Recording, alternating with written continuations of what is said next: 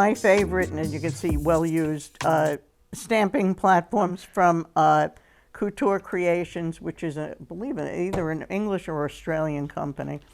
So the reason I like it is because it's open all the way around, and I'm going to take a piece of watercolor paper here, and I can just stick it in any size that I want. And instead of magnets, I'm using Sizzix Sticky Grid paper, which nicely holds the paper. And I'm using an archival ink pad because I'm going to be working with watercolor, and we want something that is waterproof. Can be any kind of waterproof ink, but happen to be using Ranger Archival. We ink up that little stamp pretty well and press it down. And of course I like stamp platforms because if I don't get a good image, that ink pad needs to be re-inked. We're just going to stamp it again, get a little bit darker. That's why I like stamp platforms. If at first you don't succeed, you can stamp it again without worrying. Voila. Okay. Nice stamped image. We'll just put that out of the way. And I'm going to be using Tim Holtz new watercolor pencils. I have no particular idea what I'm going to do with this bird. So we'll just take the pencils out. This is set number 1. There are 3 sets of these. And we'll just start with one of my favorite colors, like pink. And they are watercolor, so I'm just going to put a little bit. Well, let's make them colorful here. We'll just go into every other one. Put a little bit of color in each one. And then I'm going to take a brush, water brush. This is filled with water. Get a little bit coming out. You don't want it to be too wet, but can't be watercolor without water. And we're just going to pull that color out. I did stamp on watercolor paper so that we could get a good mix on here. You could use Bristol or any form of watercolor. Look what happens with that. Just a little bit of water and a little bit of pencil. These pencils, they're $24.99 a package, but as you can see how much of it I use, it's going to last forever. So let's go with blue on his second color here. And we just wipe off the watercolor. Oh, I missed a spot in pink, didn't I? Oop. And just wipe off the watercolor brush onto a paper towel and go on to the next color.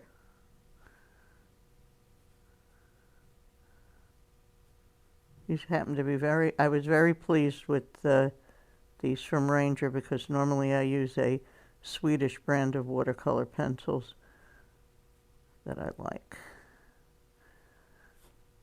But since this is a stamp and it is a bird of weird origin,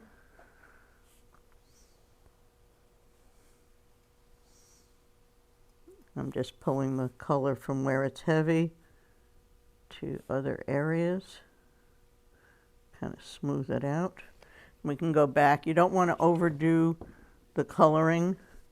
And then in cases like here where it's very small, we're just going to use the pencil as a pencil.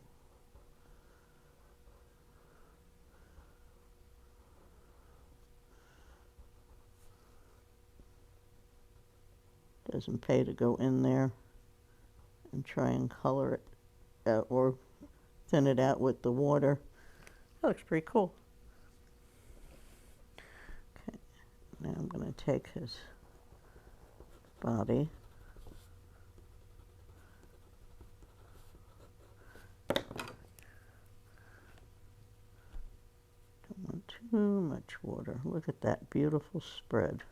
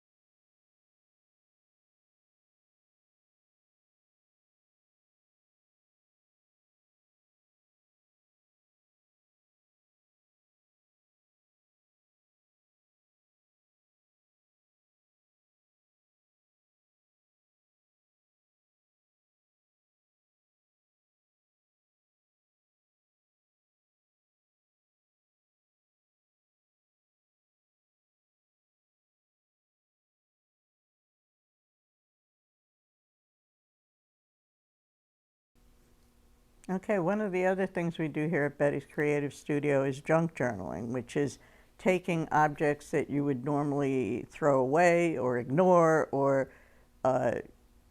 just put to the side, and we turn it into art. An example is the outside of this book is an old file folder. And we just used, lost a tag, we used some ink and just a picture from an old book to make the cover, and put a little pocket here, which is where my little tag fell out of.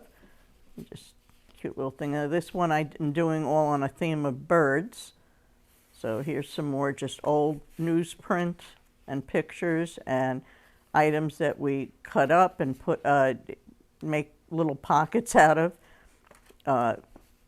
Everything in here is recycled. Just an interesting thing. Couple little pockets there. This I did a little flip up. This one flips out, which is where I stopped working on this book. And we'll just continue on. But most of the pages I've either filled with old. Actually, this paper is from 1897. It's from an old book. And we just glued it in with some ink. But this is packing paper that comes when I order stuff, new stuff for the store. We get all this packing paper, and instead of putting it out, we recycle it into art. And this is going to become a whole nice little book that I can journal when I go bird sighting. Another thing that we do at Betty's Creative Studio and teach is heat embossing. Heat embossing is using a plastic finely ground that we then proceed to melt. So first we're going to stamp the image with a sticky ink, usually Versamark or the WOW embossing ink. And I had some black on there, so sorry. I had some black ink still on the stamp. It's not going to make a difference, though. Just want to get a little better impression. I forgot to get my squisher, which helps get a good impression of the. Take that off, move that out of the way. I'm going to put this on a piece of just scrap paper. I'm going to take our plastic, and this is super fine gold embossing powder. As you can see, I'm not afraid of it. I pour a ton of it on, and then I tap off the excess. And everywhere there was ink, the embossing powder is now attached to it. Pour the excess back in here and cover it before I knock it over and make a mess. We're going to get a heat gun. Any kind of brand will do. And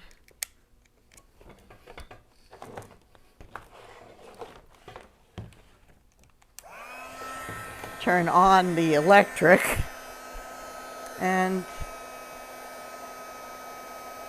give it a minute to heat up, and you'll start to see, there it goes.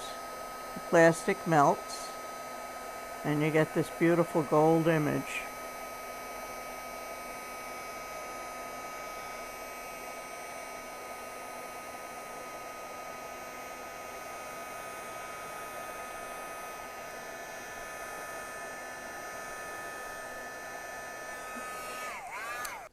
I don't know how well you can see it. It's a very pretty raised gold area.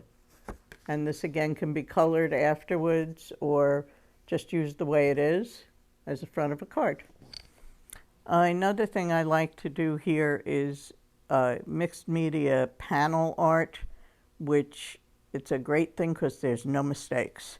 So basically I am going to take, I gotta shake this one up. I'm going to take some acrylic paint. In this case, I'm using indigo blue, which has matte, opaque, and it also has translucent colors in their coloring. They come in these cute little jars. That's much better looking. And I'm using a dry brush, so we're going to have it dry very quickly, actually. And yeah, I had gotten a little in the navy color on there. And you can see it's pulling up almost green. Look at that. It's interesting. I'm just putting on a thin layer, no particular way, of medium beige, which is an opaque matte. And I'm going to go with, I love this color. This is called Bluebell. And I'm just going to bring some in. And again, this has to do with making layers. You don't want the paint everywhere. You want other colors to show through, and that beige is giving us a green in there, which is really kind of neat. And the last color I'm going to bring in is my darkest, which is in the navy. I'm just going to, actually this is going to look pretty cool. And you'll notice I use the same brush over and over again. Okay, so I'm going to go back to Bluebell because I want this to be a little lighter. Just going to bring a little bit. I mean, I know this is only a 6x6 panel, but I really like the way this is looking. I'm going to get a drop more of the beige. And just, well, that was a little too much. One thing about dry brushing, if it's too much, you just kind of go back in and put your color back over. Want some more of that Bluebell to show. As I said, there's no mistakes. You just do this until it's where you like it. And you'll notice I'm also, one of the other things I'm doing is just going in vertical and horizontal directions. This is going to need to be dried a little bit. Put my brush down.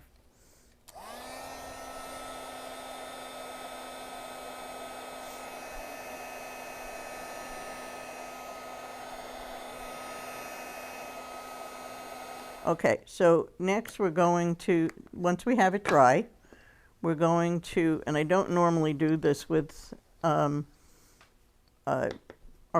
ink, but it just happens to be sitting here, so I'm going to use it. We're going to use a stencil and make some marks on top of paint that we just did. I like using these brushes because, as you can see, I put a little bit of ink on it and it just goes and goes and goes. Okay, so now I did some stenciling, you can see on top of that. And I'm going to use a stamp, which just happened again to be handy. I don't usually give a lot of thought to a lot of this. And again, the archival ink over the paint is usually your best bet anyway. And I like doing it in black. I don't know why, but that's always been a color for me. And again, I'm not stamping the whole stamp, but rather little bits and pieces of it, make it a little bit more interesting. And again, this is just a quick synopsis of what I normally do with a mixed media piece. We're just making it quick here.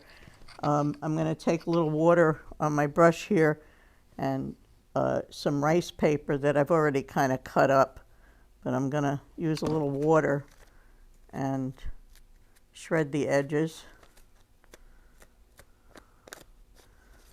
And this is a class I pretty much teach regularly, but we do 12 by 16 panels, not these little 6 by 6s. I just wanted these to be in here for show.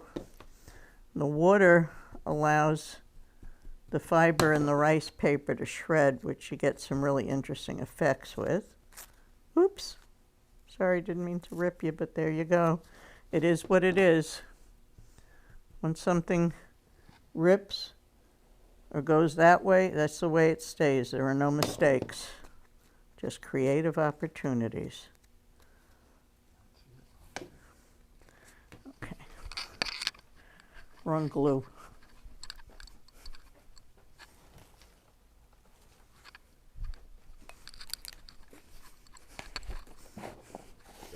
Okay, so then I decide where I'm going to place my little piece of rice paper here. So I'm just going to put down some matte medium directly where I want to put my piece of rice paper. I'm going to put it down on the front, and then we're going to cover it to kind of seal it and edge it into the paper. Oh, it came out gorgeous. Look at how it shredded all the way around. It looks really cool. I like that. I am very happy with that. As you can see, it may have looked strange at first, but we've got a little piece of art going here. And the Bluebell paint that I liked so much really brought out the color in the bluebirds. But we're not quite finished yet. Normally I would take the paint and go along the edges and kind of blend that into the whole background, but I just really like the way that it's just sitting, so I'm kind of just leaving it itself. And one more thing I'm going to do is I'm going to totally make it my own by making marks. In this case, sticking with the black coloring, I'm going to use a black food ball pen.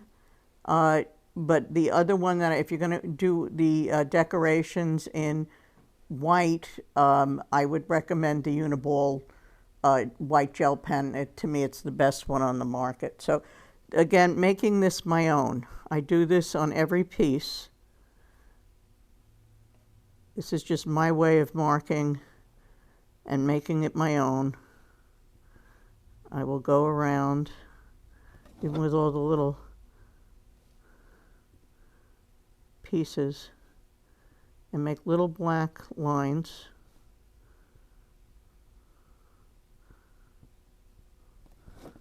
Some people do dots. You can do stars, you can do wavy lines, you can do pretty much anything you want.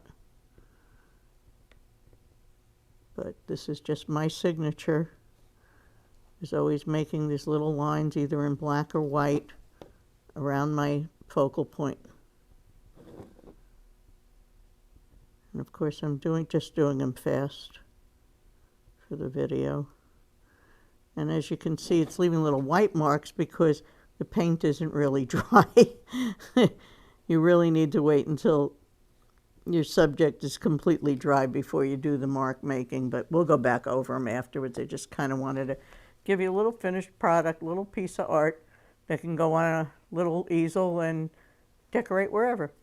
Done.